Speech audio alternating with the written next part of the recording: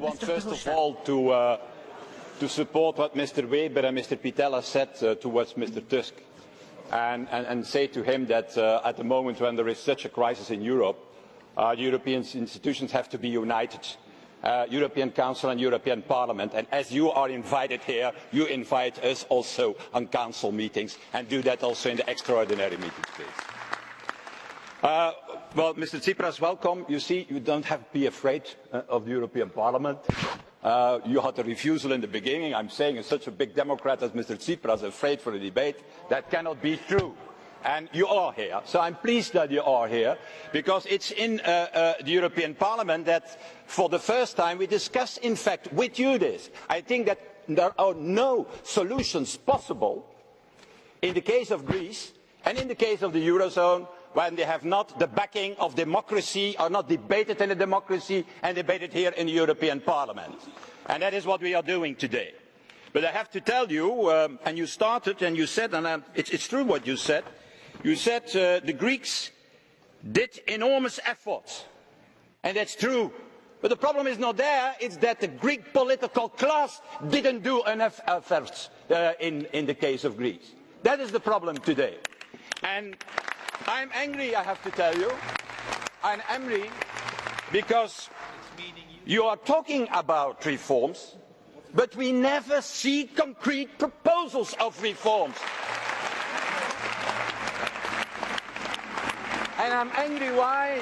I'm angry because we are in fact sleepwalking towards a Grexit. Already 5 years we are sleepwalking, with the help and with the support, you hear them, of the people of the extreme right at the end. And not only we are sleepwalking, the last months we are running to a Grexit, I have more the impression, but it is not you and it is not we who shall pay the bill. It's going to be the ordinary Greek citizens who are going paying the bill of a Grexit of 30–40%. And so, I have to tell you, if we want to avoid it, there is only one possible way, and you know it very well.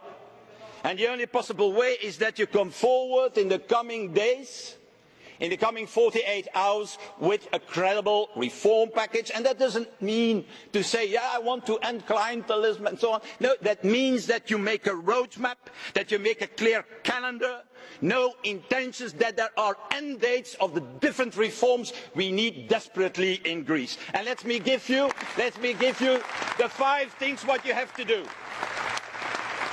Let me give you the 5 things what you have to do.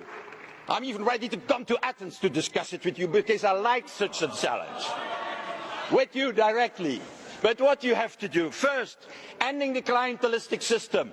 You need to put legislation for that on the table that doesn't exist, and not to apply yourself clientelism. Because a few weeks ago, 13 directors in the Ministry of Education has to be nominated, and by accident it were 12 of the Syriza party, and only one, they don't know what his affiliation really is.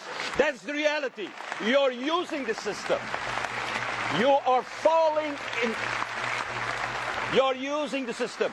You are falling in the trap also of PASOK, who was also the big party of change in Greece after the colonels, and who did nothing at all than using the clientelistic system for years and for years in their own advantage.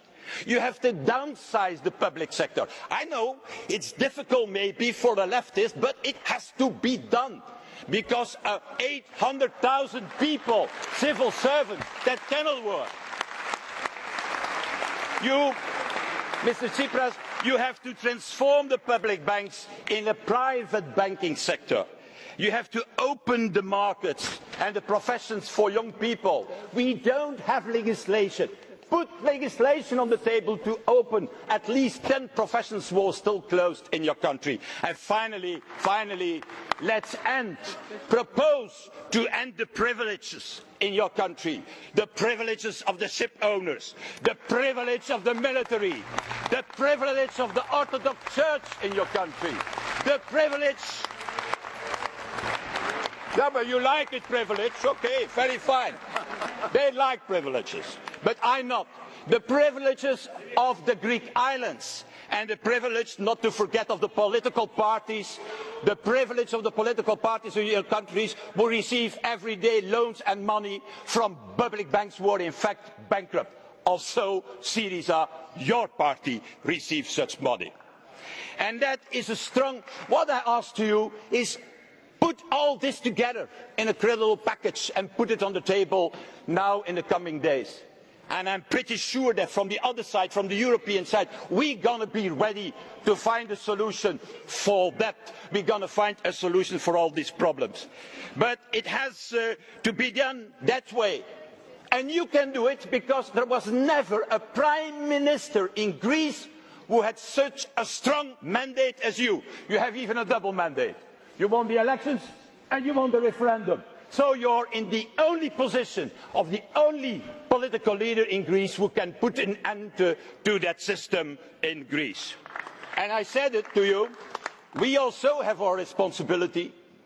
We have to make, in my opinion, a debt redemption fund the fastest as possible, and we have to do it the fastest as possible also in the Council. But first things first. You need to come forward with your reform package. It is not a chicken or egg discussion, ladies and gentlemen. And you have a choice, and that is my conclusion. The choice that we have is very simple. How do you want to be remembered? As an electoral accident who made its people poorer in his country?